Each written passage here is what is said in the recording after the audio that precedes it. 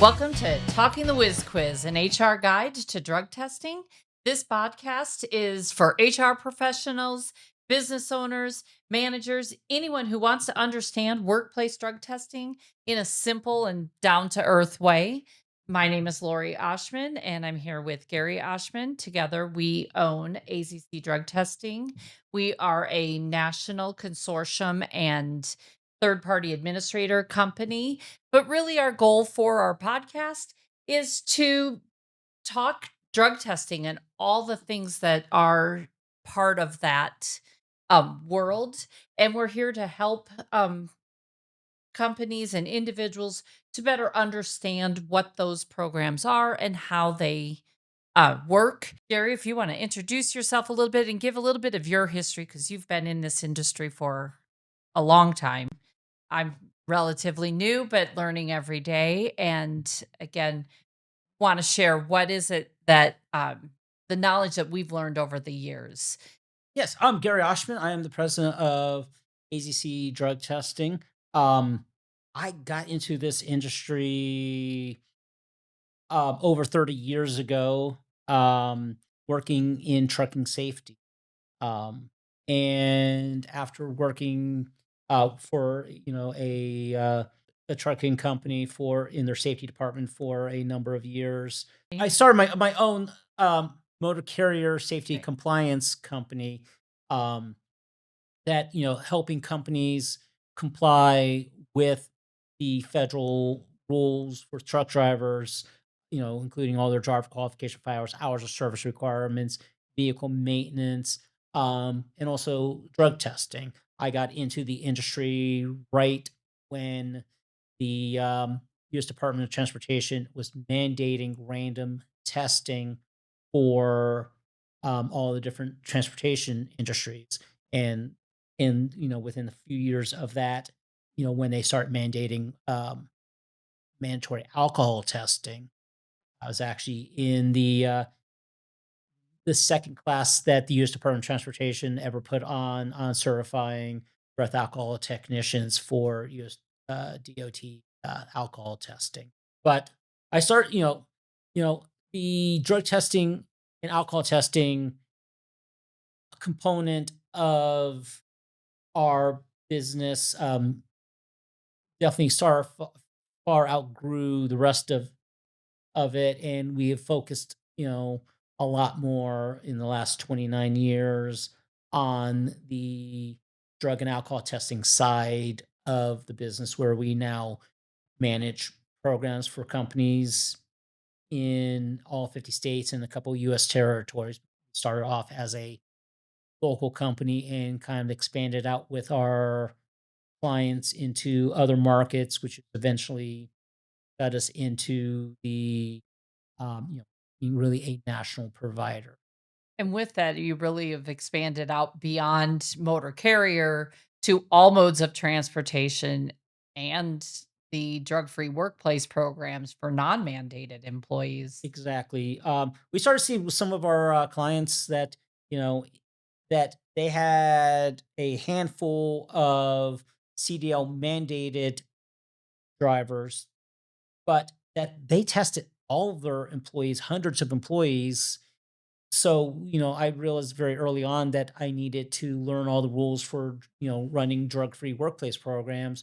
So we could be that single provider, for that company, not just handling their Department Right. of Transportation regulated employees. So yes, we've, definitely over the years have kind of got into a lot of, as our company grew, added a lot of additional services to help those industries. And you've really focused and honed in on kind of that HR employee screening side of drug testing and then some of those um, tandem programs that go with that background checks, motor vehicle reports, fingerprinting services, some of those things that kind of work in tandem with the drug testing. Our goal really is to help you better understand drug testing and what's the what makes up a program, what's the process? And we're here to help answer some of the frequently asked questions that we hear and try to dive into what some of those situations are and how you can best manage your programs. So, are we ready to dive in and kind of talk? Why does drug testing matter? Really, drug testing is not about catching people. It's more about prevention, safety, and protecting employees, employers, and the general public. In large. Even seen cases where, in a case of especially with some of the larger companies, that sometimes even the dealers actually try to get hired on by those companies, because it's a good portion of drug distribution actually happens in the workplace. That's scary. It is very scary, and I know we had one local company a number of years ago where we got called out um, by the general manager of the company because he had a concern that he may have possibly had a dealer working for. Uh, Ended up testing the entire department, um, and a good portion of that department actually tested positive for cocaine. Um, After going in, they terminated a number of the staff, including the alleged dealer. And after that, after doing some follow up testing with that company afterwards, the drug testing positivity rate dropped down significantly, and especially eliminating. We really didn't see much cocaine positives after that. Yeah, definitely. You see a change when you make just small little things of paying attention and noticing things, which is an important part of the drug testing um, program. Is being able to recognize those those situations where something just doesn't feel right. Very true.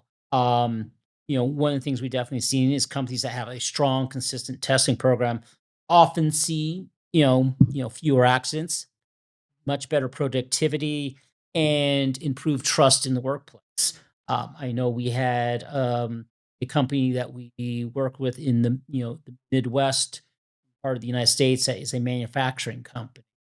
Um, and when they initially were not doing any pre-employment testing, they were not doing any random testing.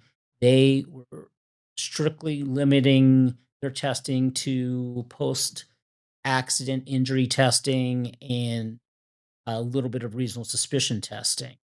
Uh, And they were noticing a significant spike in accidents in the work. And when they were sending those people in for testing, to realize that they had a significant number of those accidents. The employee was testing positive. They had asked us, they had actually multiple plants, and they asked us to come in and do a sweep of all of their plants. When we did that, first, actually, it was the first round that we did of testing their employees. Over 10% of their workforce tested positive, or either tested positive, you know, quit on the spot, or we actually caught in the process of trying to bring a substituted specimen in. And so when that happened, it was actually kind of eye-opening to the management, though a couple of them actually realized actually, a couple of their managers said, "Well, we really are not that surprised." But when we start looking at the positives, it was from, just some of their basic, entry-level crew all the way up to, some of their engineers that they were findings, and it was not any one drug. It was really almost everything. You were seeing marijuana positives, cocaine positives, methamphetamine positives, and you know opiate, opiate positives. So it really was not even any one drug, and these were actually in, the companies were actually based in, some very small, rural towns. West. So this was actually a very significant employer in those towns. You mentioned that they weren't doing pre employment drug tests. And we hear this a lot from companies when they start to realize that their applicant pool is the first question out of their mouth is, do you do pre employment drug testing? And if you say no, they're like, okay, where do I apply? That's kind of a trigger to say, why are they all of a sudden so eager? If I had said yes, would they have said, okay, thank you and hang up? And really, that's actually the funny thing is after we did that first round of testing, um, that the HR person actually came back to us and said that's exactly what was happening with, that they were getting a lot of calls, and when asked about the pre-employment testing, they told them no. They're like, okay, I'll be right over to put an application in. Uh, Yeah, and you should be concerned of eager people who are excited that you're not drug testing. That that does definitely say something about the pool that and the reputation that a company might have. And that's not necessarily a good reputation to have. it definitely is not because it basically does affect, the image to the public. Same thing as even on a post-accident situation, um, that, when the news catches, if the news comes out, if it's a serious enough accident, if, your logo be on the side of that vehicle, people are going to say, hey, what happened here?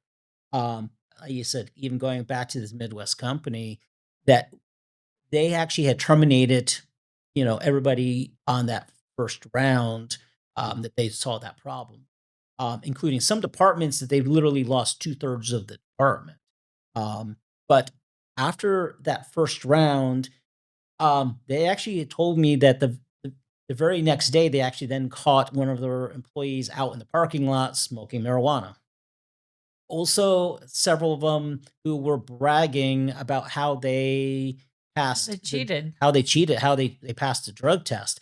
One of the problems that we actually ran into that day, and we had actually warned the, managers up front, was when it came to about lunchtime, we were not seeing as many people that we thought we were gonna see in the morning, at and then we said, "Okay, hey, please, before you send these people to lunch, let's have them tested." They're like, "No, no, no, we have to send them to lunch at a certain hour." Um, as soon as that group came back from lunch, we saw the number of people we caught trying to cheat on that drug test spiked dramatically. We were catching a lot of people because they went home and they were bringing back somebody else's, urine. Those are definitely testaments to why drug testing is important and why from a safety perspective that, when it can be that prolific within your company, and that is not a culture or a um safe environment from a business perspective that you want to have. It is, and what we saw, on this was after we did that, I kept referring to as the first round because they asked us to come back one more time a couple months later, especially because they had heard so many people bragging that, that they cheated on this first test, and we actually went in and did, all oral fluid tests on the second round, and roughly about another 8% of that workforce actually then tested positive. But since then, that company, of course, enacted pre-employment testing. They enacted random testing, and the overall effect of it was one that, they actually were able to reduce their staff, the number of employees, because they were more productive. They could do the same amount of work with Right. less employees. They were, getting into less supervisory diverted time dealing with problem employees. Um, and their accident rate in that company dropped dramatically following that.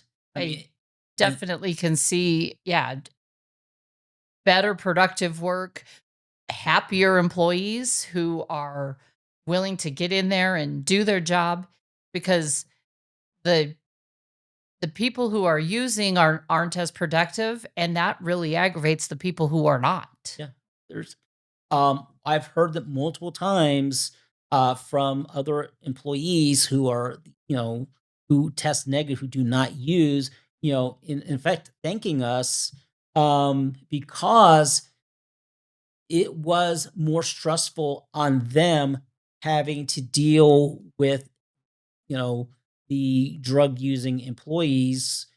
because besides them having to now cover for them a lot more, they're also having to deal with, more, mood issues and personality issues, because of it. Would you say that people who are using are out sick more or not, you know, do you get more call outs with that? Definitely have a significant more absenteeism, you more tardiness.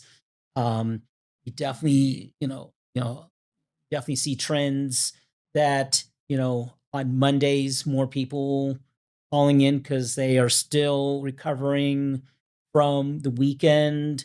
You also, you know, see, we have see a lot more people who literally have to, who are now sick because they are now more susceptible to, some of the bugs that are out there. Right. Um, but also usually, sometimes even one of the sign symptoms you sometimes will even see is literally the day after payday that Mhm. all of a sudden there is increased Right. absenteeism. And I think it just in talking all about all of this and giving this example is we're not saying that, you want to, it's not about punishing people. It's about making sure that your environment is a safe place for everyone and that people are happy to come to work and are working efficiently. It is, yes, you are catching people on occasion, but you don't want to have that environment where it's unsafe for your employees and you can be putting your company at risk because one major accident can decimate a company. And it's not even necessarily that when somebody tests positive that you necessarily even have to terminate that. There's different ways to handle it. Of course, using some type of counseling program to help people, to help employees stay off of it and kind of make sure they understand the importance of it. But usually, by the time an employer is seeing that there is an issue, that issue is probably significantly larger than they expected because We usually, definitely see that all the time. yeah, because a lot of times the user is trying to protect their job the most because this is where they're making their money to pay for the drugs. Right. Um, it is so a lot of times their family and their friends have been affected before this ever, before the employers actually seeing that there possibly is an issue. Right. And we'll dive in future episodes, really talking about how do you recognize those types of situations and how you can help your employees. I mean, ultimately, a drug testing program not only protects the company, but it is designed to help your employees be better in all aspects of their life of recognizing that a person might have a problem and helping them and providing them the services um is an important part of that program. And that is actually one of the keys that we actually see. Um, and it's actually kind of, you know, we look at reasonable suspicion testing. Um, Often when somebody does send somebody in for a reasonable suspicion test, there is a good chance that that person may test negative on that test. Does that mean you should not do reasonable suspicion testing? No, it definitely does not. What that may have done is maybe one, it was person really was using drugs, and the timing that uh, per- the management sent that person maybe a little too late, where it's already out of their system. Is one possible issue. It's also that maybe they're using a drug that is not on your panel, but also sometimes even more importantly, that the issue is not drugs. The issue may be that they are having some other personal issue at home, whether it was marital problems, financial problems, Health, problems, health yeah, problems. health problems, things that are, disrupting in their life. But sometimes maybe that conversation that you recognize there is an issue now may have actually got that employee to open up to you and probably really tell you what the root issue of the problem is. And once that employer knows that, that supervisor knows that, maybe now they can actually direct them to some assistance and actually get them some help, you know, you know, For sure. to help retain that employee and make them, that more happy, productive, employee again.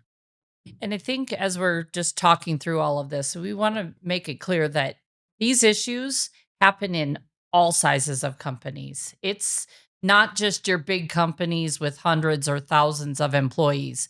These happen in companies who are 3 employees or, 20 employees. It can really, these situations happen to everyone and they happen everywhere. We talked about rural America. We have, clients in big cities. They all have the same, it's the same issues across the board. So drug testing really is for all types of companies, and we see it across multiple industries and types of workforce. It's not just your uh, blue collar, hardworking American employee. It's also your executives, and that drug use is not one size fits all. It is everyone is affected by it. Very true. And like I said, we sometimes see that maybe the difference between, you know, between somebody at maybe a lower income level to a higher income level sometimes is maybe strictly the drug of choice. Exactly. Exactly. It's not that it's any less in, whether it's white collar, blue collar work. It really is that it sometimes is just what that drug of choice Exactly. is. And the other thing, I mean, just kind of wrapping up why drug testing matters to a company is, a good program. One of the big things we hear a lot is that it's expensive, but a good program will pay for itself. It's reduced accidents, it's greater productivity, which Gary touched on. It's maybe, worker comp claim carriers will give discounts if you have a program and meet certain criteria for that program. And that's, insurance can premiums can be lowered.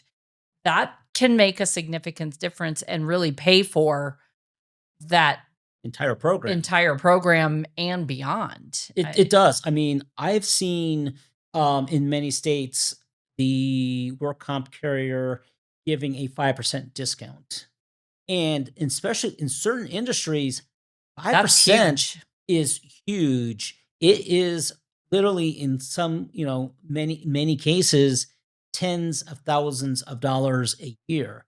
Right.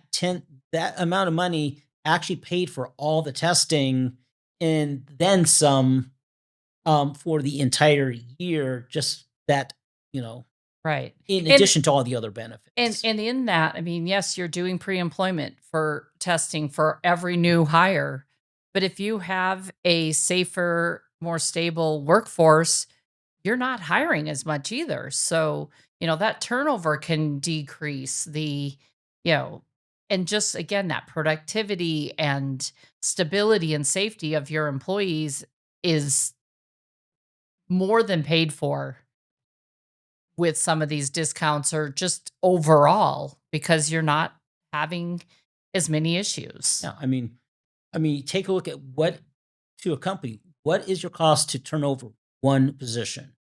Um, when you start looking at what's costing you in lost productivity, why somebody's being trained, what was the cost of recruiting that new employee? How much diverted supervisor time did it take to get that new person up and running? When you start looking at the cost to turn over one position, that is thousands of dollars per position. Right. Time Especially and money. it's huge. Yeah. I think we've kind of touched now on why it matters, but let's talk about what are the 5 components of a testing program. There's really kind of 5 pillars that you need to be touching on, and we'll go through each of those here with you. Terry, if you want to Yeah. start with the policy. Yeah, probably one of the central pieces you need to have is your drug and alcohol testing policy. Um, your policy is often going to be guided both by federal and state laws. Um, on a federal basis, there are certain employees that are mandated by the federal government to have a drug and alcohol testing program. Where we generally, will see that is in the U.S. Department of Transportation regulated companies. Who those are is your motor carriers, so your your CDL licensed commercial truck drivers. In the aviation industry, the FAA regulates not just the pilots, but other other industry, other types of employees, such as some of the ground crew, the maintenance personnel, but it even extends into the some of the manufacturing companies of some of the key safety sensitive Component. parts that are helping repair those inspect those parts. So it really goes to a very wide level on the FAA basis. Then you also have the pipeline industry that is regulated, the Federal Transit Administration, which is usually are companies and government agencies that are receiving funding by the Federal Transit Administration. We often Probably the biggest sector of that is public transportation, like your city buses, your city light rail systems. They're all mandated to have a testing program. Then you also have your Federal Railway Administration, which is not just of course, it's the people operating your trains, but also the ones maintaining the tracks and also um, doing signal repair. And then you also have it's actually not part of the U.S. Department of Transportation anymore. It actually was moved to the Department of Homeland Security, but you have your United States Coast Guard. And when we talk about Coast Guard, it's not the military side of the Coast Guard. It is anybody doing commerce on the water, Right. such as fishing boats, dinner cruises, Tour companies, tour companies, and of course, your big, you know, um, your casinos on the water. well, your casinos on the water, but also, the big freight haulers, moving, Right. oil and goods, on the water, your merchant Your mariners. shipping. But so those are regulated by the use use Department of Transportation regulations. So your policy is going to be very specific to those regulations. Um, and So now then you've kind of mentioned your regulated employees. Like, what do I do with the rest of my employees? Who mandates? Are there mandates for so them? yeah, so now you have your drug free work forces, Workplace. and your drug free workplaces are going to be centered around state law. So every state you're operating in may have regulations in their, in state regs that say, here's what you can and cannot do. Can you Now, give a not couple examples of oh that? yeah. So not every state has regulations, but I'll just use like Arizona states that it's a voluntary law, but by complying with the Arizona's law, you actually receive certain benefits. One of those, so things basically are saying is you need to have a policy, and that policy needs to have certain components in it. And like I said, those do vary by state, but it really tells you, lays out who's subject to testing, what the possible consequences are, um, what are you being tested for, Does um, it even go into how you can be tested? yeah. So even, we'll get into on testing is even particular methods for testing, but it really lays everything out in writing, for both your employees and your management. So really it is your blueprint for your program.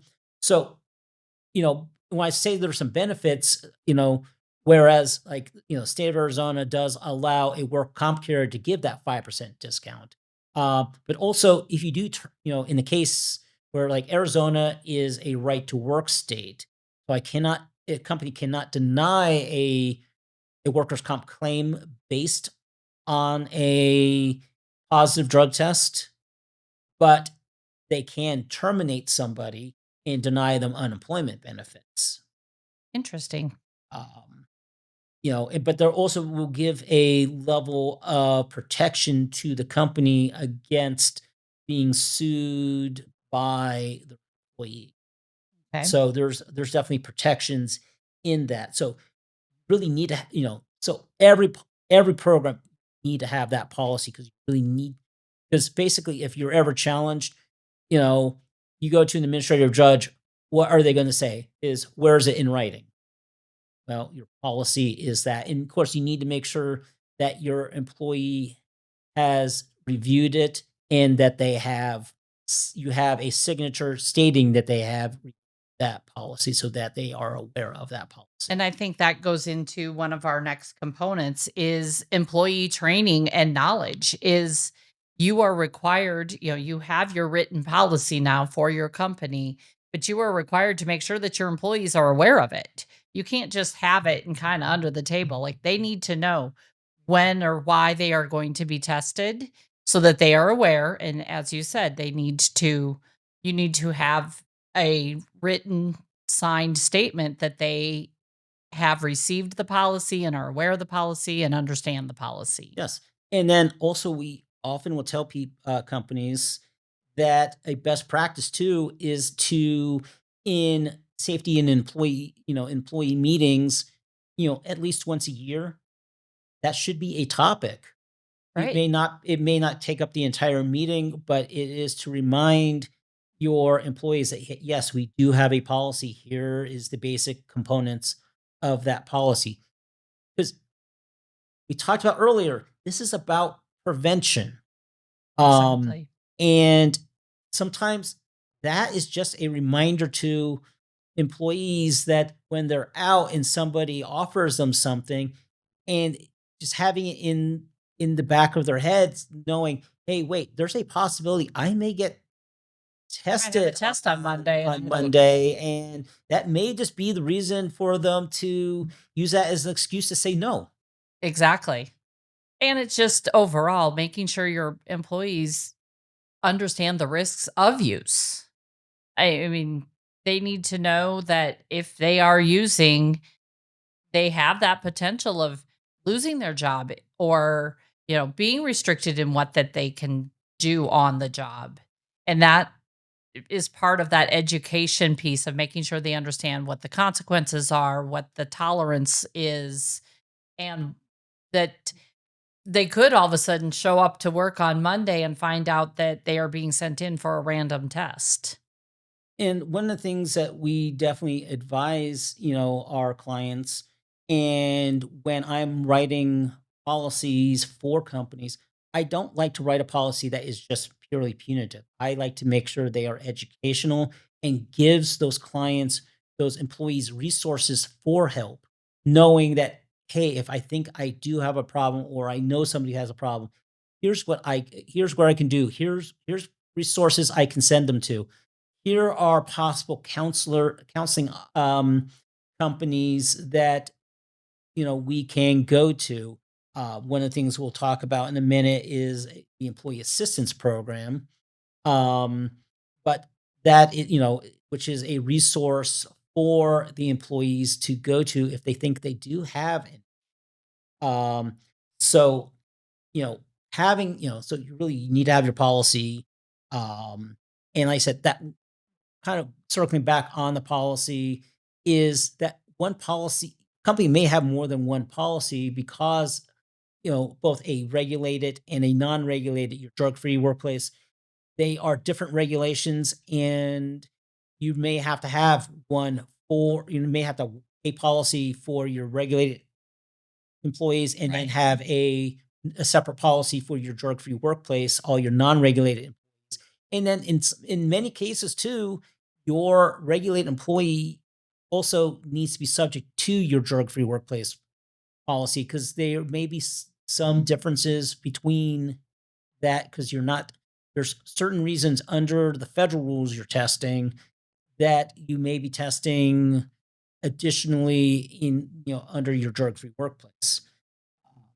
And then, of course, kind of going off of besides just training your employees, one of the other components is you need to train your supervisors. Right. That's kind of that next component is that supervisor training and making sure that they understand the program and are learning how to recognize some of those characteristics in an employee that may be of concern that they're using drugs. Yeah, your supervisors need to know that they need to know what is in your policy. Right. They need to know what the rules are behind it. They need to know what their role is. But also part of that too is they need to really understand what are the signs and symptoms they need to be looking for in order to send somebody in for a reasonable suspicion Right. test. And on the federal level, that supervisor training class is a mandatory um, part of the program, and in many cases, it is a recurrent training where they need to be revisiting their supervisor training information every, is it 12 to 18 months? So like Federal Aviation Administration will requires every 18 to 24 months Okay. that there's recurrent training. The motor carrier industry really says you need to have that training at least once, but a best practice is for more frequent recurrent training to kind of refresh yourself. And then when you get to the drug-free workplace programs, some states mandates, that some training, some states do not, but it's still a best practice to have your supervisors go through some type of recognizing the signs and symptoms. Yeah, and it's definitely we see in doing some training and talking with a lot of employers. I mean, they definitely are saying, I wouldn't have thought of that situation. Or so it's really helping supervisors understand what to look for because there are lots of little things that if you start putting it all together, you can see patterns and understanding what some of those things helps that supervisor better do their job and manage their team.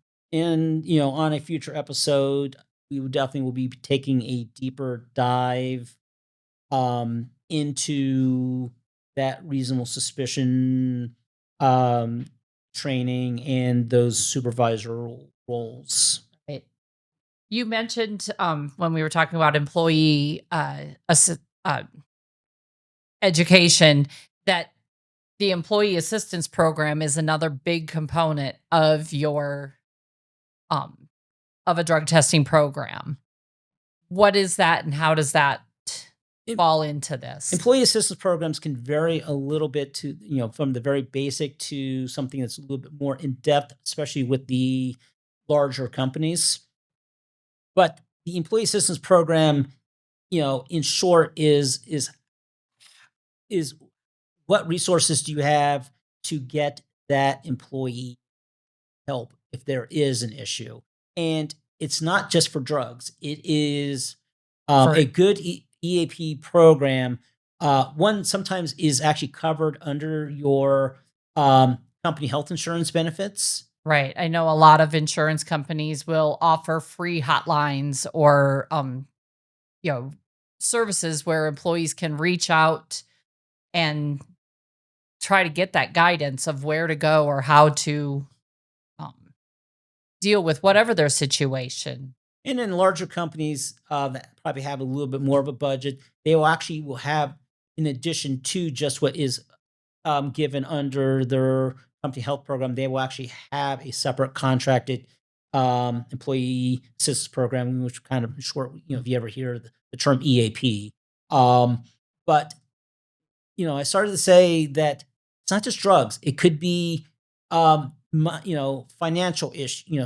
Helping people get counseling for financial issues, for marital issues, um, for possibly even just health. Anything that sometimes a good counselor that somebody needs. Whether it's not even just affecting them, but something affecting their family. Right. That is, and It's that's really what stress, that it's EA. depression, it's all those things that people are going through, the things that we hold on to, and affects our daily life. So it really the EAP program, the employee assistance program, is a resource for employees to get help because, like I said, we don't need this to be punitive.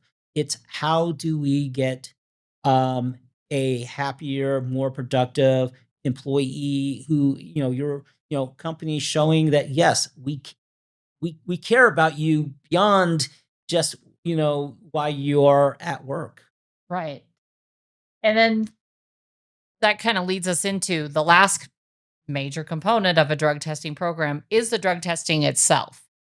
But there's a lot that goes into that part of it too. It's, the reasons that you're testing. Can you go over a few of Yeah. those? So But drug testing is the cornerstone of, one of the cornerstones of your program because it is also kind of the enforcement piece of it. It's what brings it together.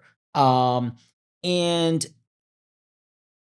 you know, we can we can definitely squirrel off into a lots of lot of areas that you know this podcast today could we could be take here for us. We hours.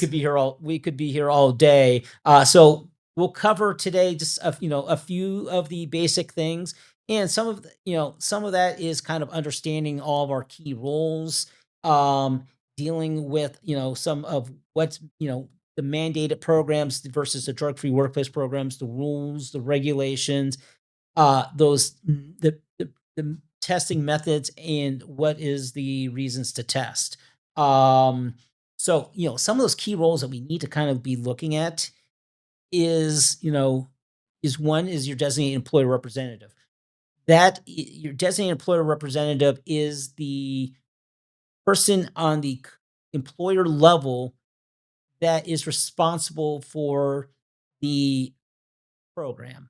They are, you may have multiple people in a especially with a larger company, you may have multiple employees that have some responsibilities, but who is the one person, That final decision that maker. final decision maker, which is considered the designated employer representative, that is actually mandated by federal law to have one of those. And you need that person to understand their role. That it is really, I've seen some companies try to say, oh, we're just going to designate our front desk receptionist. Well, is that really the best person Right. to designate? Because it's not just the person who receiving the results, but what are you going to do with that result? What if a situation arises? You know, does that person know what they are required to do? Right. When Um, there's a violation to that policy, is do you want your admin person the one making the decision of what to do next? Exactly. So, we always recommend that, the designated employer representative go through some type of training to understand both the rules and what their role is. One of the other key roles, of course, is the laboratories. Um, you know, who is actually Doing the con- test. doing the test? And there's different levels of laboratories, different levels of certifications to labs. Um, and under the federal program, you have to be using what's considered a SAMHSA certified laboratory. What is SAMHSA? SAMHSA is a division of the United States Department of Health and Human Services, that it's the Substance Abuse Mental Health Services Administration, which has several roles when it's dealing with obviously substance, issues, mental health issues, policy, but one of their responsibilities is going to laboratories that are requesting to be able to perform testing under the federal guidelines, Okay. and basically checking those processes, to ensure that you're getting accurate results with the highest level of confidentiality. So, but there's, like I said, there's also it's considered CAP, which is the College of American Pathologists, certified laboratories. Um, they that's a they are definitely very highly rated, but they cannot necessarily do federal testing. But they are you know they are definitely, especially under drug-free workplace programs, they are, they're equally competent. And I think one thing to point out in a lot of this is the type of certifications that we're talking about for laboratories that are doing employment type drug testing is this type of testing is slightly different than some of the medical testing that you're doing. Exactly. We're largely dealing with urine and saliva um, type samples that it is different than blood work that you're having done with your medical doctor. Exactly. So, like I said, there's different certifications of laboratories. And even certain laboratories specialize in certain types of testing. What types of, what drugs can they test for, but also what, um, you know, is are they a hair testing laboratory, a urine testing laboratory, an oral fluid testing laboratory? They may have multiple of those under one roof, but really making sure, and like I said, and the type of laboratory you utilize under your drug-free workplace program may be mandated by your state laws. So Right. you have to be paying attention to what is in the state laws of what laboratories you can use. Probably one of the other key roles we look at is what's a medical review officer. In most cases, and especially under the federal program, but even in most cases under the drug free workplace programs, that is a licensed physician, either a medical an MD, medical doctor, or a doctor of osteopathy, a DO, who has undergone specialty training.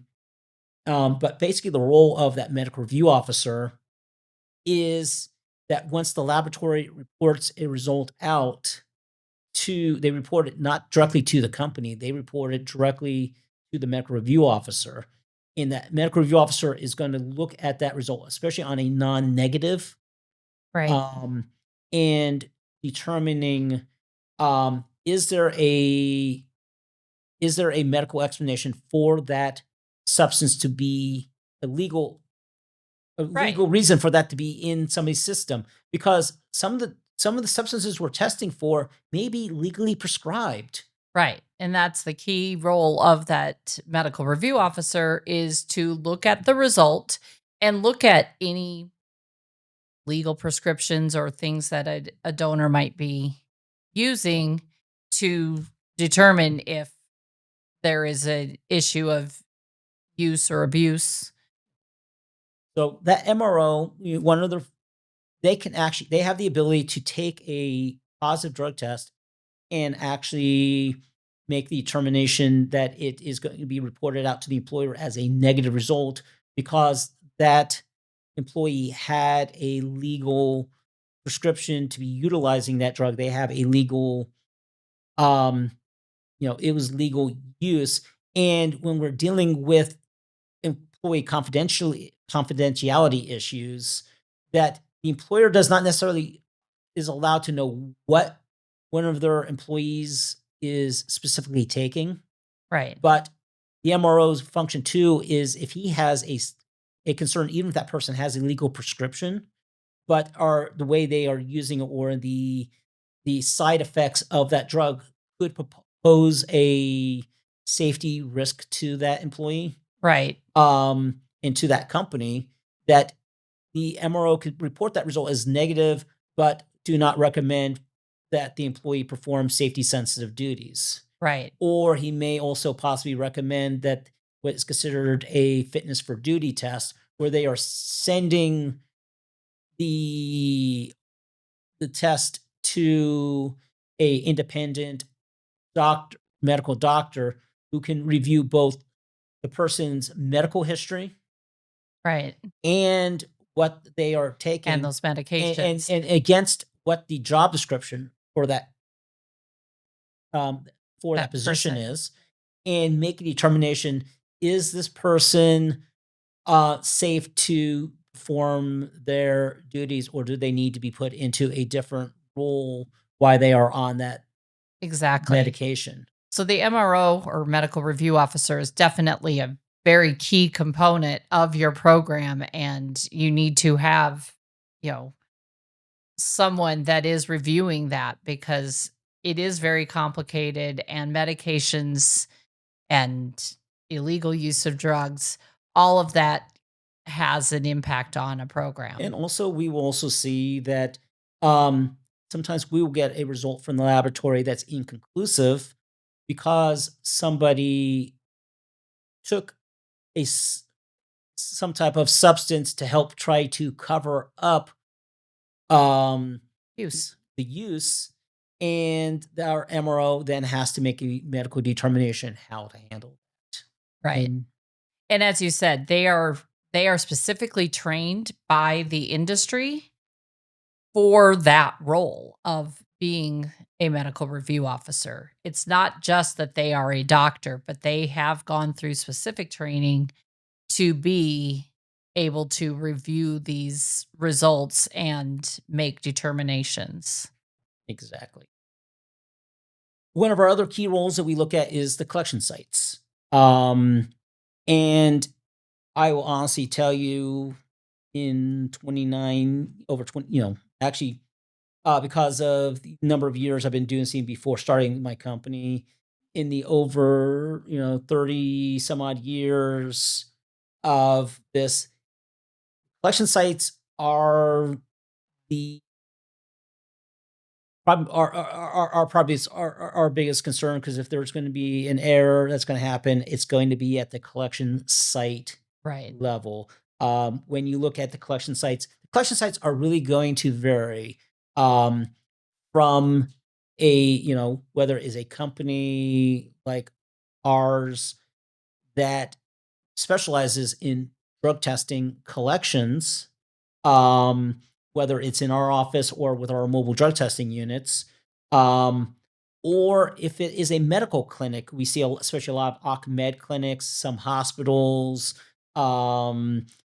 the Urgent cares urgent are doing cares are work. doing them. That the, you know, but often, who's probably the lowest paid person in all of our key roles It's the collector. is the collector. Um, the U.S. Department of Transportation does require that collectors go through a certain level of training and certification, but for a drug-free workplace program, that's not necessarily required. Um, but also, we do see it's like if an error is going to get made, where's something going to get questioned, it's going to be at that collection site level. And you do, as an employer, have the right to audit more collection sites. Mhm. Um, and as a role of, we'll talk about, one of our next key, next couple key roles is, third party administrators, is that we are also helping a company um, review and sometimes we make have to make a determination of, do we ever use that collection site again? Do we require that collector go through some Corrective training. corrective training? How do we make them better? Because there are times we have to cancel a test because of a collection site error. Because one of the most important pieces is that we know that we have an accurate result. We need to be able, if the medical review officer is releasing a result that is being reported out as positive, we need to know with certainty that that person actually was using that drug. That's why Right. the level of laboratories we're using is important. Um, that we have a medical review officer involved in this process is important because, in life, are you going to be 100% perfect 100% of the time? No, you're not. But when you err, we have to err on the side of the employee. Right. So if anything, you need to allow for a false negative, so you never allow for a false positive Right. test. And the key with the collection sites is we talk about a chain of custody of a specimen, and that starts from the moment that that test starts. And between the donor and the collector, they are making sure that that specimen that is provided by the donor is handled properly, sealed properly, shipped properly so that we don't lose any integrity of that sample. And it's really comes down to those two people in that test collection. It's the collector and the donor making sure that that chain of custody is maintained all the way to the lab. And that it's 100% complete. Right. That That all the boxes are checked, all the required information is on there, the all the signatures signatures, are the all there. initials, all of that are there. Um, you started to mention third-party administrators. Talk a little bit more Okay. about So that. third party is a company, and my company is also considered a third party administrator. Basically, it is kind of a independent company that is helping a company manage their drug testing program. We're in some cases acting as a designate, for a owner operator, we may actually be acting as their designated employer representative. But for a company that has multiple employees, we are the helping the advisor, the consultant, uh, managing the program, where we can take all the different components, the laboratories, the medical review officers, the collection sites, the training providers, substance abuse professionals, bring them all together under one roof. But third party administrators, you have to, look at what your TPA says they are going to provide you. Right. Um, and it's still bottom line comes down to a federal audit. The company is ultimately responsible for their own program, but a good third party administrator is going to help guide that company to make sure that they have a legal program, a very cost efficient program.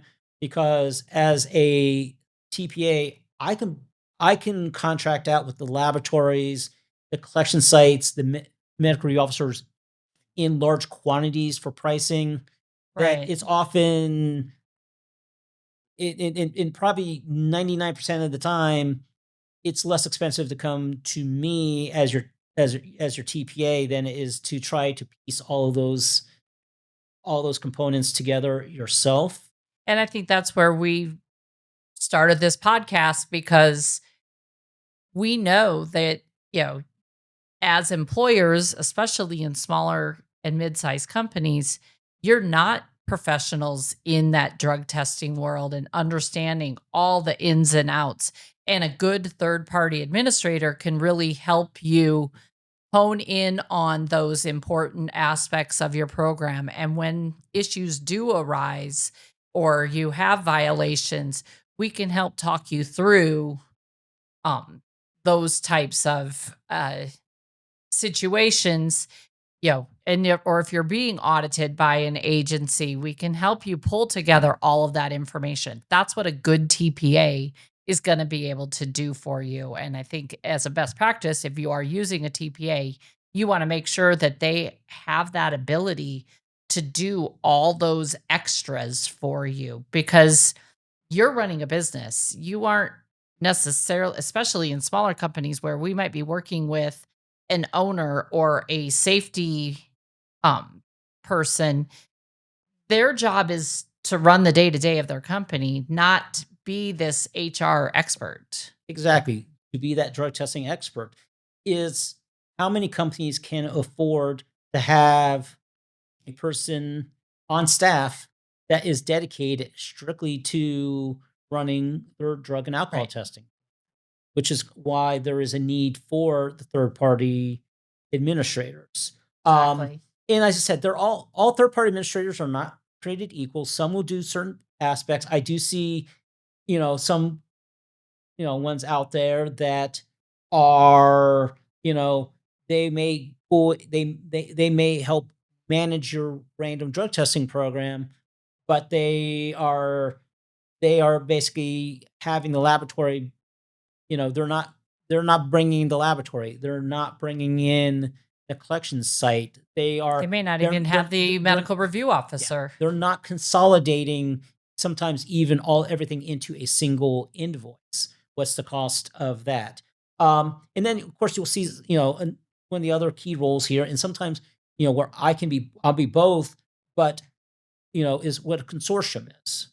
A consortium, there are some third party administrators that are also consortiums, and there are consortiums that are not third party administrators. But what a consortium is a organization that is taking employees from multiple companies and combining them into a single random drug testing pool for purposes of complying with the federal regulations, drug testing Right. regulations. We'll get more into future episodes on your random testing programs. Um, but basically, a company, especially these owner operators and these small companies, where they are mandated by the federal law, have a random testing program and to be testing a certain percentage of their employees annually for drugs and for alcohol. In a small company on its own cannot does not have the number of employees to be able to effectively do random testing by themselves. Right. So a company like myself that also has consortiums, in when we have consortium, our consortiums, we have a separate consortium for each different mode, Mode.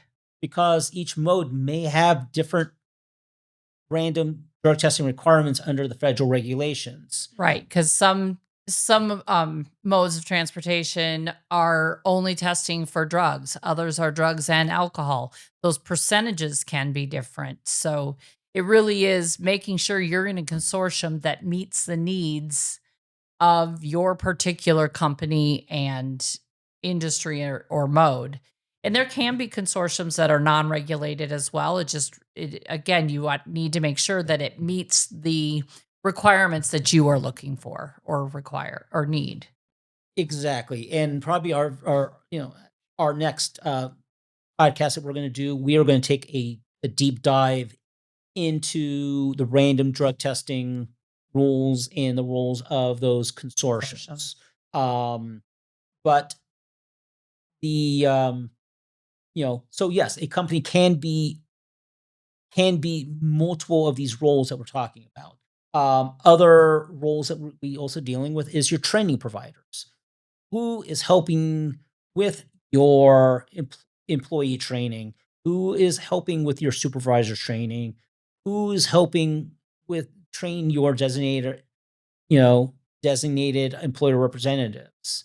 Whether that is a in-person training, whether that is online training, or there's some type of package that software package somebody is Right. providing you, but you know, you know, having that training provider. I think the Um, key there is with training, and we talked a little bit about like supervisor training, is the DOT has specific things that have to be addressed in that training. So it is important that, in your training provider, however you are doing that training, is that you're making sure that that training meets all of the requirements um, for that type of training. exactly. So other key roles we look at, of course, is your substance abuse professionals. Your substance abuse professionals are generally trained counselors, sometimes doctors, um, who, in case there is a non-negative result, a positive result, or a possibly refusal, who is, in case there is a violation, where are you sending that employee to if you want to help bring that person back to work? Mhm.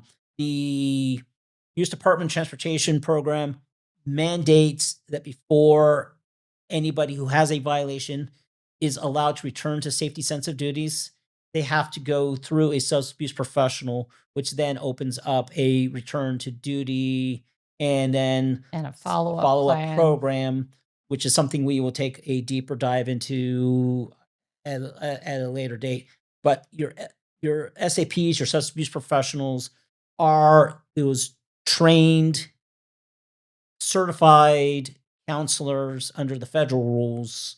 Under a non-federal, there's a little more flexibility of that, but I still always recommend using Again, that best practice. best practice. Best practice is to utilize those individuals to help people. Because again, going back to where we started, is the goal isn't to punish employees. The goal is to help employees and create a better environment. And I mean, at minimum, when there is a violation, a best practice, and in DOT it is required, you don't have to maintain that employee on your staff, but you do need to provide them with information to You need to provide them a resource. You need to provide them the exactly. name, address, phone number of a counselor.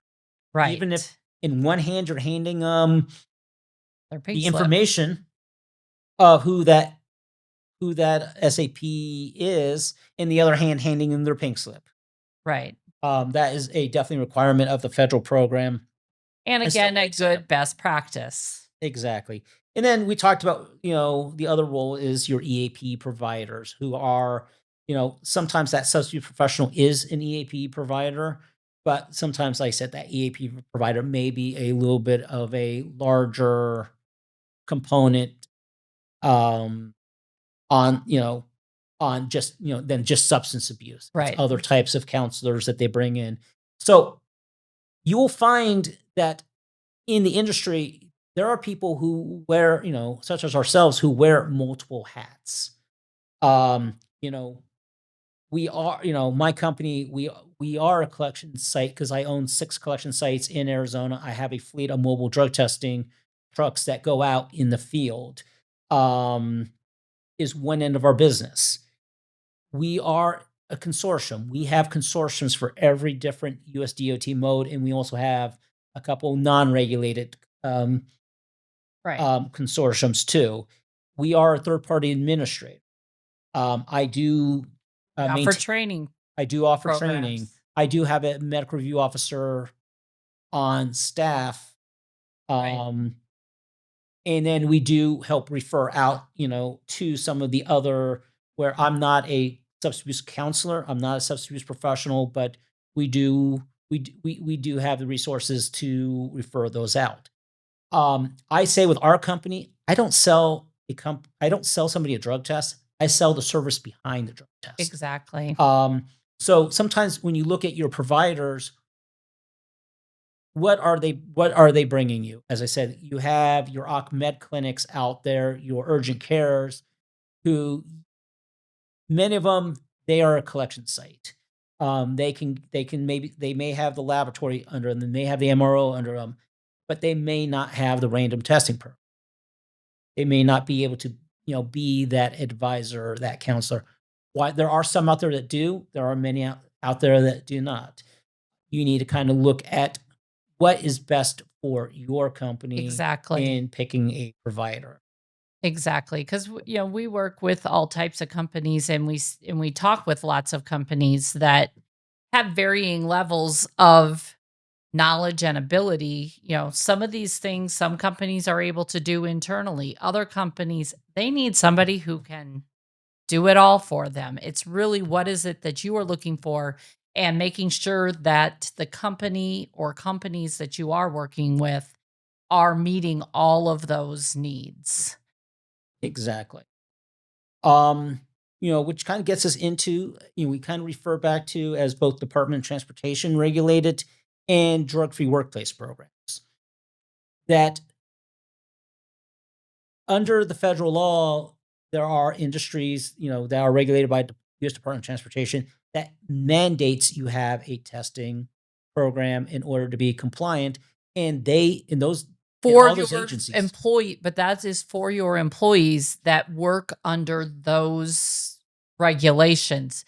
Because we work with companies who, they may have, say, 5 or 6 truck drivers, and then they have 100 other employees that don't meet those DOT requirements. Exactly. So that's where you can absolutely have multiple And then programs I that also have meet companies that fall under multiple modes. multiple modes. In some cases, it may be that employee A is motor carrier only, employee B is pipeline only, employee C is federal aviation Right, only.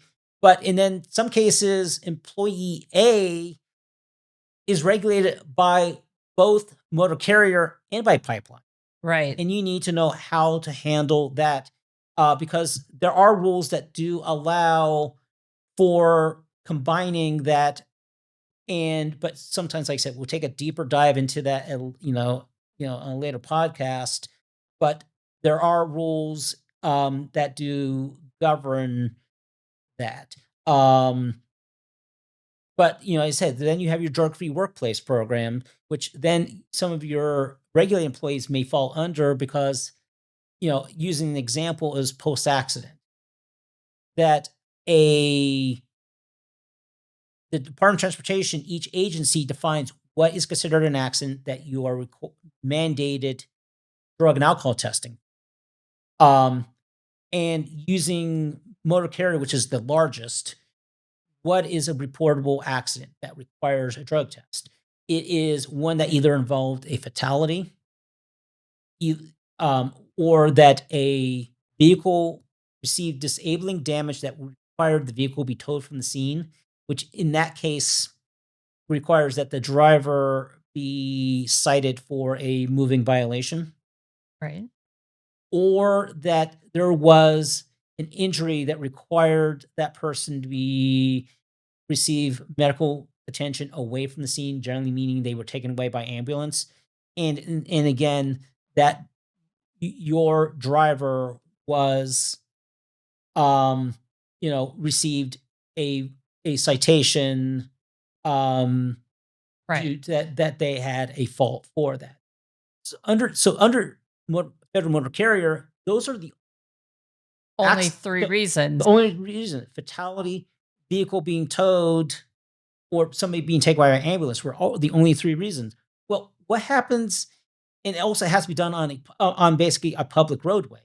So what happens if something's done on a private piece of property, Yeah, your or guy backs his truck into the building, yeah, or or another is vehicle. or yeah, or is or has a has an accident, backs into something that all the vehicles drove away, no one was taken away by ambulance, but can you still test that person under?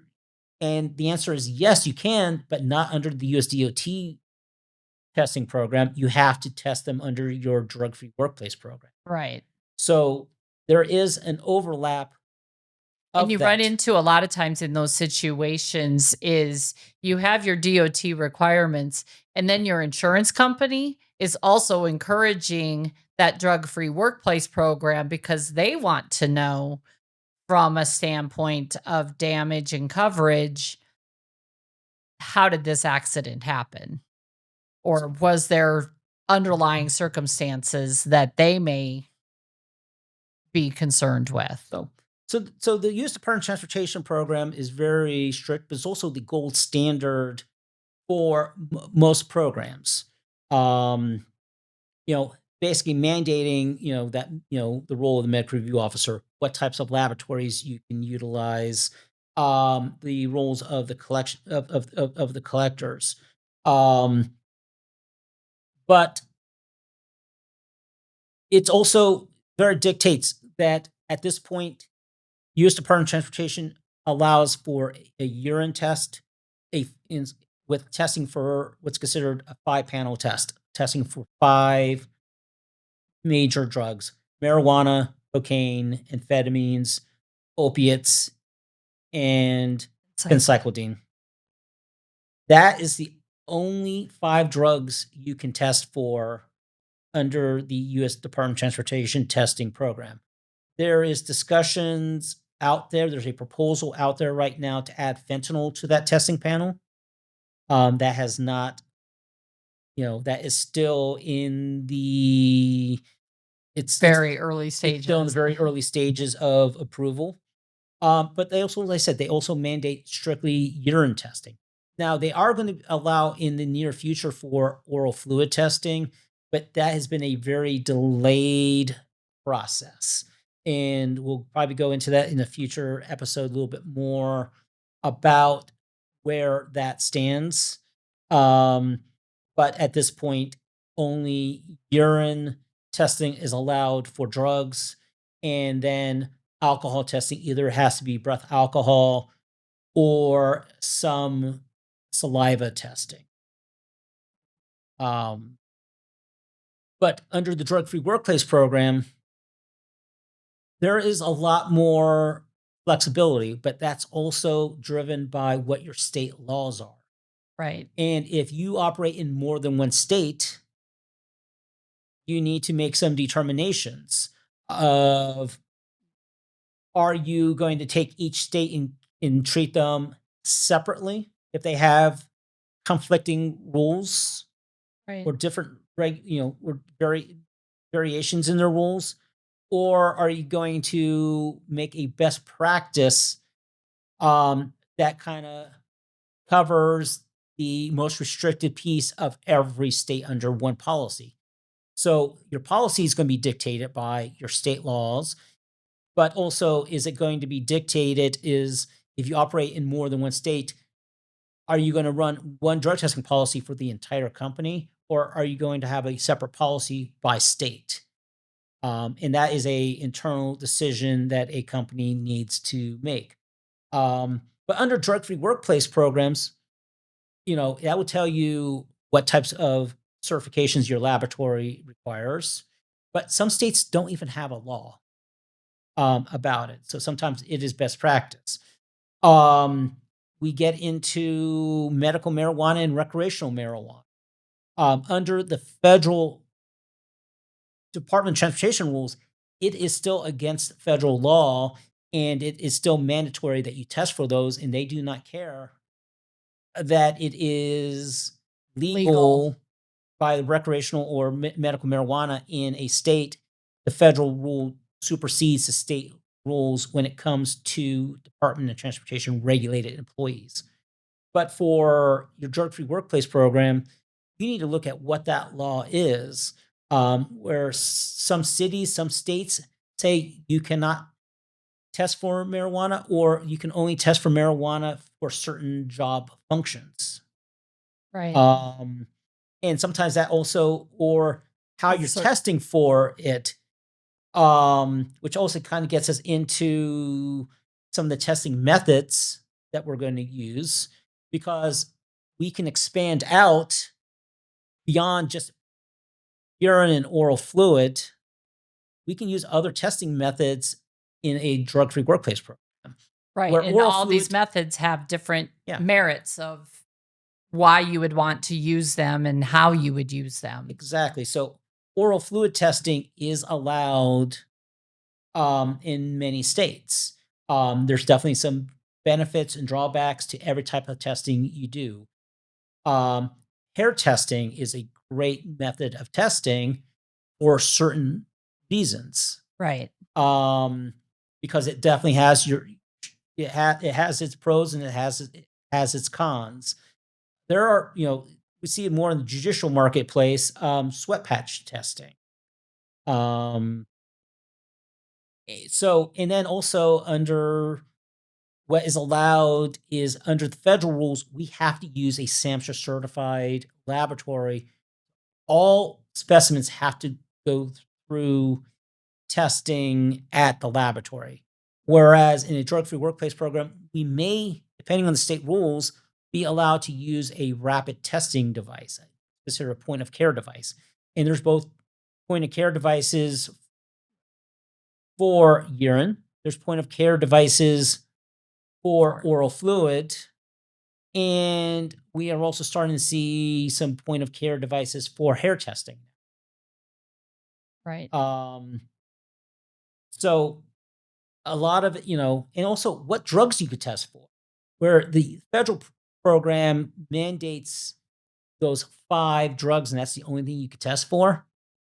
Drug-free workplace programs, I may be able to test for a lot of other drugs that are not in there.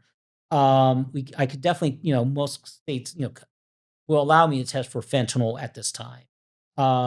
Do I want to be testing for benzodiazepines or barbiturates or propoxyphene?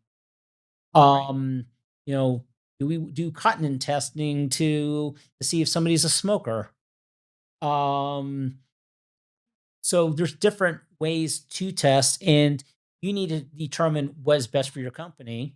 We'll definitely do another podcast just diving into what are all those different types of testing and the pros and cons of them, the Exactly. length of how long is something in your system utilizing this method and are we looking at impairment or long-term use? There's so many facets to how we test and what we're able to test based on that And information. sometimes the decision of what's happening is not just even based strictly on what your company wants to do, but sometimes it's dictated by a contract you have. Right. If you are See that a contractor or lot. subcontractor for a company, you may be mandated by the contract you are in one that you are testing, but also how you're testing and what drugs you're testing. And how often you are testing Yeah. and What's the reasons you're testing? exactly. Because there's different reasons to test. I mean, we testing for pre-employment? Are we testing for post-accidents, injuries, reasonable suspicion, Randoms. random, um, reasonable cause, return to duty testing, which is somebody has violated your policy, how to bring them back, and then follow-up testing. Right. And I have, there's companies that have to do mandate annual testing. Right. Again, that goes back to sometimes some of your state laws or contracts with companies that they want to see a drug test of every employee every year. Or there's even, pre-access testing where maybe you have an existing employee, but to be able to get onto a certain job site, that contractor mandates that you test that employee, even if that employee's worked for you for 20 years. years. So so there's lots of so we I could I can go into a lot of rabbit holes For sure. here, but obviously we are probably a little restricted on time. And we Um, really want to, that's our purpose of our whole podcast is to be able to deep dive into a lot of these areas that we touched on today. And we touched on a lot of things, but just touched on them. There's so much more information. And that's really what we hope to be able to provide for you as we move forward with our podcast. And I think that's a good chance for us to kind of wrap up today where we're at and talk, that Exactly. I mean, basically, we were hoping this podcast helps you better understand drug testing in the workplace and what your role is. But as Lori said, we're going to be taking a deeper dive into the many aspects of drug testing. On a lot of our future episodes. This first podcast we really just wanted to make sure it was an overview of the testing program because to understand it, we really do need to take a deep dive into some of this to and really each piece. into each piece of this. So we hope that in that you follow us on Talking the Whiz Quiz, and because we're here to listen to your questions and help answer, give you the answers that you might be looking for, and give you that deeper knowledge of your program and how it can and should work. Also, we hope that you connect with us on social media for any updates and upcoming episode topics. And I thank you all for joining us today. Thank you very much.